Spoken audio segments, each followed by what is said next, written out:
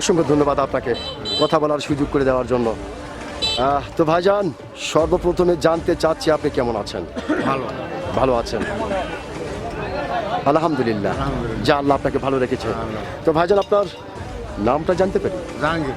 জাহাঙ্গীর, সুন্দর একটি নাম আপনার, অত্যন্ত চমৎকার একটি নাম আপনার। এবং আপনার নাম শুনে এবং মোটামুটি আপনাকে সামনাসামনি দেখে যেটা বোঝা যাচ্ছে, আপনি অত্যন্ত একজন সাহসী মানুষ।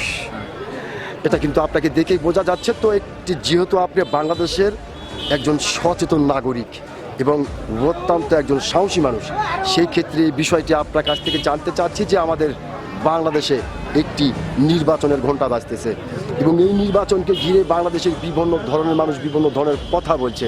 কেউ বলছে এই নির্বাচন আওয়ামী লীগ ছাড়া জায়েজ হবে না, আবার কেউ বলছে এই নির্বাচন গণতান্ত্রিকভাবে হতে পারে আবার নাও পারে, আবার কেউ বলছে না, এই নির্বাচন গণতান্ত্রিকভাবেই হবে, সুষ্ঠুভাবেই হবে। তো আপনি একজন সচেতন নাগরিক এবং বাংলাদেশের অত্যন্ত একজন সাহসী মানুষ হিসাবে আপনি কোনটা মনে করেন? কেন কি কমো ভোট মনে করো যে হবেই। হবেই, হ্যাঁ হবেই, সুষ্ঠুভাবেই হবে। সুষ্ঠুভাবে হবে। ওকে, খুব ধন্যবাদ। আর অত্যন্ত সাহসিকতার সহিত আপনি কথাটি বলেছেন যে ভোট হবেই হবে। হবেই।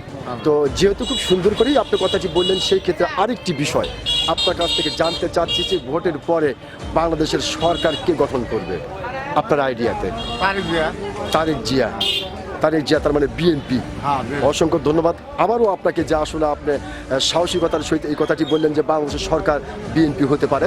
তো আসলে আপনি এসে কি দেখে বা কোন আইডিয়াতে এটা আপনার মনে হলো?